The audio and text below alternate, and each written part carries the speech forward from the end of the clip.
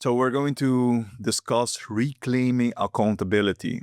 Why is this important? Let me open with something we rarely admit in rooms like this. There was a season in my career when everything looked successful on the outside. The metrics were there.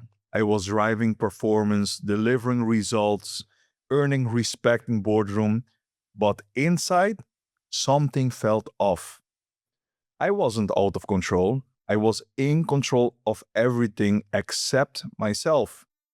I was building systems, building teams, building strategies, but I wasn't building the one important thing, myself. And the more I climbed, the clearer it became.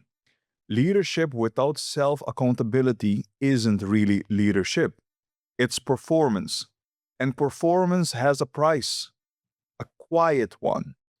It shows up in the things that start to erode: culture, trust, sustainability, even peace. And here's the twist: from the outside, no one sees the erosion. They see the outputs, the polish, the speed, the results. That's the illusion of high performing. We all know this illusion. It lives in the high functioning, high output leaders who on paper are thriving. Vision decks are polished, matrix looks impressive, strategies seem tight, but behind the scenes, there's a different story to be told. Calendars are packed to the brim, decisions made on the fly, people operating in reaction mode, teams stretched thin. Let me give you a glimpse into a real moment. A senior exec, sharp, respected, delivering quarter after quarter, told me, I feel like I'm performing a version of leadership I no longer believe in. Not because she wasn't capable, but because she'd become so efficient she forgot how to be present. And here's the truth, I say again and again. These leaders aren't failing, they're deeply committed, they care. They just don't have the space to hear themselves anymore. And that's a disconnection. It doesn't stay private, it leaks. You see it in subtle culture cues, meetings with no energy, ideas that get compliance but not ownership, morale that's slowly drifting, not because the leader isn't talented, but because consistency has quietly been replaced by exhaustion. People don't follow charisma, they follow congruence. And your presence, how you show up when no one's watching, is what builds that. So, how do we bridge the gap? How do we move from performing to leadership, to embody it? It starts with one word: accountability, but not the kind you put on a dashboard, not KPIs, not performance review, not the quarterly report you can present with confidence. I'm talking about the kind that's invisible to everyone else, but crystal clear to you. Personal accountability. Let me ask you something. Am I the same person in private as I am in public? Do I keep promises to myself with the same urgency I apply to promises I make to my board? Do I reflect before I react? These are hard questions, not because they suggest failure, but because they surface truth. And most leaders I work with aren't avoiding these questions out of ego. They're avoiding them because they've never been given the space or the invitation to sit with them. One client, a brilliant CFO, once said to me, I hit every deadline, but I keep pushing off the one thing I know I need: time to think. Not because he was lazy, not because he didn't care, but because the machine kept moving, and slowing down felt like falling behind. But here's the paradox: when you don't create space for self alignment, you're more likely to lead out of reaction than intention. And your team feels that. Even if they never name it, they absorb it. That's why at We Flourish, we don't just help leaders optimize, we help them realign. We create space not to retreat, but to re engage from a deeper, more anchored place. One of my clients captured it perfectly, saying, You didn't give me more advice, you gave me space to hear myself again. Because when a leader reconnects with their own clarity, that clarity ripples. It reshapes the way we make decisions, the way we communicate, even the way we pace ourselves and our people. Suddenly, alignment becomes more than a buzzword. It becomes alive, felt, trusted. They're the kind of clarity teams feel before they even hear it spoken. But clarity isn't loud. It's not always flashy. It doesn't demand attention. And that's where the tension begins. Leadership is a mirror. We live in a world that often confuses visibility with value. Loud leadership, big presence, hot takes, and quick pivots. We've been taught louder is better. Be seen, be certain, be the first to speak. But the real leadership doesn't echo culture, it reflects the truth. But in the rooms that matter most, I've learned something very different. Leadership isn't a megaphone, it's a mirror. Your team mirrors your emotional tone. Your culture reflects your inner discipline. Your strategic plans, no matter how sound they may be, only run as deep as your own alignment. Let me share a moment I'll never forget. I was working with a founder, smart, value driven, deeply committed. But the team had grown tense. People weren't collaborating anymore. Innovation slowed down. He thought it was a communication issue. But when we dug deeper, we found something else. He had a pattern. Anytime tension arose in the meetings, he'd shut down quickly. Let's keep it positive, everybody, he'd say.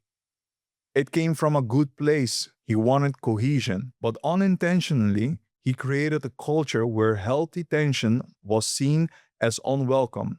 His team was mirroring his discomfort with conflict. When we don't face our own internal friction, our teams end up carrying it for us. That's not a flaw, it's just human. And the higher up you go, the more that mirror matters.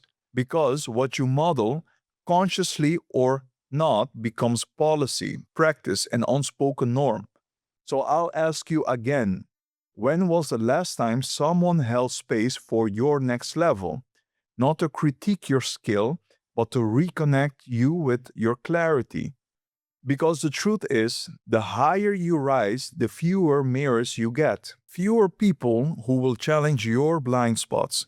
Fewer who will name the tension beneath the surface. And fewer still who will stay in the room when things get real. Ironically, that's when you need them the most. That's when surface alignment gives way to something deeper. That's where real culture change begins, not in strategy decks, but in human honesty, in the willingness to look inward before pushing outward. Different roads, same tension. Not every high performer is wired the same. Some lead from vision, always scanning the horizon, chasing the next bold idea. Others lead from duty, showing up day after day grounded in a sense of responsibility. Some are driven by legacy, others by fear, others by identity and belonging. And none of those are wrong, they're just different doors to the same inner room. But here's what I've noticed across all of them. Even with different wiring, the same internal tension shows up. Am I leading with intention or just going through the motion? Let me paint the picture for you. One exec I worked with was all vision, brilliant strategist, big picture thinker, but constantly overwhelmed. Every idea led to 3 new projects. When we slowed down, she realized her speed wasn't about execution, it was about escaping stillness. Because stillness felt like irrelevance. Another leader, methodical, grounded, ran flawless operation, but carried a quiet fear that if he stopped pushing, everything would fall apart. His pace came from protection, not clarity. And here's the invitation. Whatever your wiring is, take a moment to ask, what's really driving me today? Is it desire, fear, habit, validation, love? When you understand your internal engine, you gain something rare in leadership: choice. The ability to respond, not just react. The ability to realign, not just push forward. And in the process, well, you build compassion for how you're wired and clarity about what's actually driving you. Because this isn't about fixing yourself, it's about leading from awareness, from alignment. And when that happens, you start to see growth differently. In most executive environments, growth is measured in scale: more revenue, more headcount, more market share. And of course, that matters. But here's a question I often ask leaders in quiet conversations: what does personal growth look like when you're already at the top? That's when the room goes still. Because most haven't been asked that. They've mastered growth through doing, but rarely through being. Here's what I've come to believe: at the highest levels, the most powerful growth isn't vertical, it's inward. It's not about leveling up in status, it's about leveling deeper in clarity. I've watched leaders transform not because they changed the roles, but because they changed how they relate to themselves. They stopped outsourcing reflection, they stopped chasing relevance, and they start trusting their own inner voice again. That's the kind of growth that doesn't burn out. It builds a legacy, it shapes culture, it lasts.